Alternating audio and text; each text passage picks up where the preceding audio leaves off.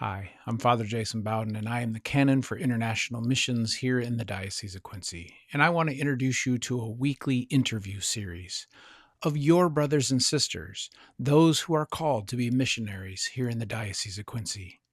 You may wonder, why are we doing these things? Why are we in the countries that we're in? Hopefully, these interview questions and series can answer some of those questions for you and dispel any rumors of what might be out there. We, as missionaries here in the diocese, pay our own way. Yes, we ask for donations, but we pay for our own travel, our own lodging, our own food, and we represent you, the members of the Diocese of Quincy. So I implore you to please watch these videos and hear from your brothers and sisters who are the hands and feet of Jesus Christ in other countries. God bless you.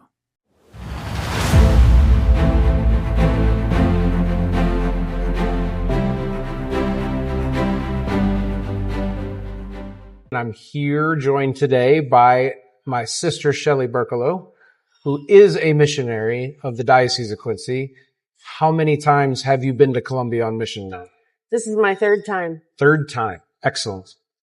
So during those times, how have you seen this place change? Specifically within Puerto Babivia, I can see that the children are more nourished. They're more interactive. They're less lethargic. Mm-hmm. They're how do you see? More excited and able to sustain that excitement over the time frame rather than just a little bit here and there. Right. And their interactivity with us is just absolutely tremendous every time I come. Okay. So what's one of the first things that you realized after getting here into this country that was different than what you thought it was going to be? Well, I think like others have probably said, I thought I was coming here to help others, and it ended up helping me. And as a result of my experience with the children and our group ministry, I have chosen to further my religious studies and possible vocation, in addition to becoming an oblate at the Abbey. Mm-hmm. However, the interactions with the families here and the kids, particularly the kids, it's ongoing. They seek comfort, encouragement, and it comes at the most unusual times, but we try to respond with the best that we can. It's difficult because I don't speak Spanish, so I'm working on it, but aren't we all? But I enjoy the kids. They're tremendous. Excellent. Excellent. What was your first moment here that you'll never forget? I know that's choosing from 1,000, right? On the spot. No pressure. I don't know, Padre. There's so many. Can you name one? Maybe it's not the most impactful, but just one.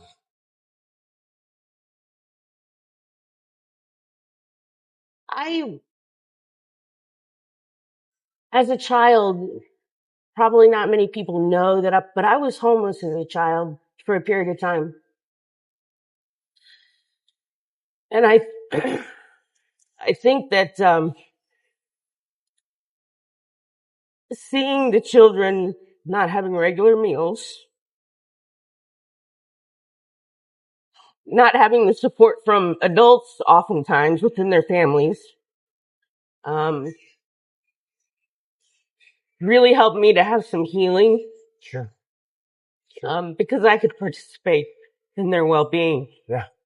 Whereas, there aren't any governmental programs here and say I can, go here or go there or go do this or do that. It's, we're going to eat today or we're not going to eat today. And I understand that. Okay.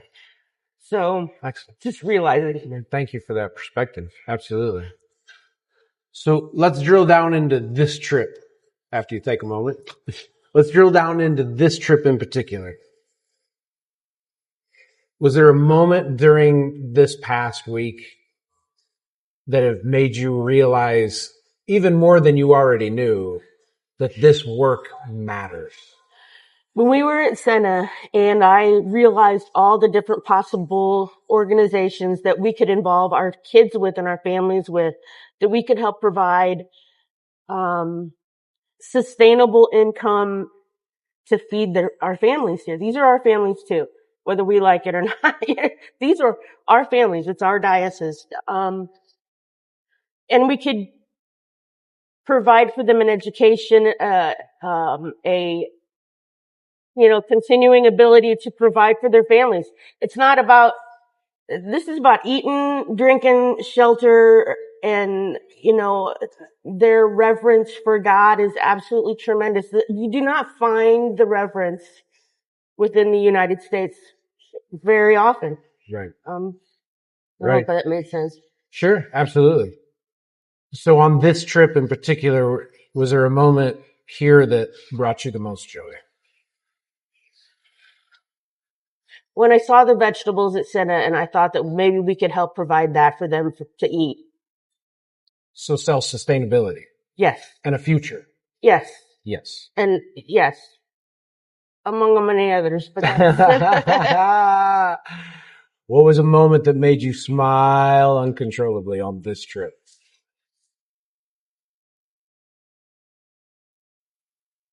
There's too many. For me, it's always the first entrance into Puerto Valdivia, into Soros, and the children welcoming us like we're superheroes. I mean, that's awesome and wonderful. I mean, there's so many different interactions that you have with people. And I enjoy people and I don't always enjoy them in the group level. I'm off to the side kind of person. So there are many, many, many conversations, interactions, and some of it doesn't even need to be said in Spanish or English. You can tell the love and the warmth and the gratitude, the absolute tremendous gratitude for our support. They don't get it anywhere else. Right. Especially their own government. So speaking of the people of Colombia, what have the people here taught you about your faith? That a day late, a dollar short, it should have been involved a long time ago. Man. And But you're here now. A much grander, I should have been, I heard whisperings from God as a teenager and should have followed through. Okay. That's fair. So if you were able to speak to someone or even a small group of people in the Diocese of Quincy who say, why are we there? What would you say to them? We're here because we were asked to be. Someone contacted our diocese. Out of all the dioceses they could contact, they contacted our diocese and they asked for help. They asked for help. When Jesus says, go and make disciples, and someone comes to us and asks for help, it is our duty and our responsibility to the Lord to pass on comfort and whatever means we can. It's our responsibility. So what if they physically can't come or they just can't bring themselves to go to a third world country? How else can they help? Always by, donating money, donating clothing, donating, the ladies were like fighting over towels, not physically fighting, but t-shirts, They were shorts. Desperate. It's clothing, housing, food, those are the needs. And however you think that you can participate in that, in addition to the children themselves lead the rosary daily. They go to mass. The online participation, I know you can't hear it. You can't understand it because it's in Spanish, but you can support them by clicking in and giving a little blurb or a little, heart or something to let them know that they are loved from afar and that they matter. Yeah. I mean, we oftentimes hear, because a lot of the kids here are undocumented in their own country, and they just say, tell the people at home I exist and I'm here. So if you were to give me a couple of words, what's really touched your heart, especially on this trip? That our perseverance has been answered by God through doors that are opening to provide for our people in more ways than I never could imagine. And that I can't do and our small group can't do on our own. Right. So some rapid fire questions here. Okay. All right. Because the reason that we're doing these interviews is because we want to clear up any confusion for people in the Diocese of Quincy who may be the ones that are really strongly against the Diocese of Quincy and their presence here. Has the Diocese of Quincy ever paid for you to come here? No. No. Has the Diocese of Quincy ever paid for your transportation, your food, your lodging? No. No. No. You have been on 3 mission trips now. What have you learned the most? I think you said it one time to me that made a lot of sense, is that those who live with less are really happier, more spiritual, more God connected than anyone. And so when I look at trying to provide for this trip, it's not a problem because I know that I can help provide that also. I don't know what I'm saying. I hear exactly what you're saying. I hear exactly what you're saying. So last question, if you had one opportunity to tell people who might say to you, why are we in Colombia? What would you say? To feed God's people spiritually, physically, emotionally. Feed God's people. It's our job. We were called, we were asked. And we said yes. And Shelly, thank you so much for all that you do.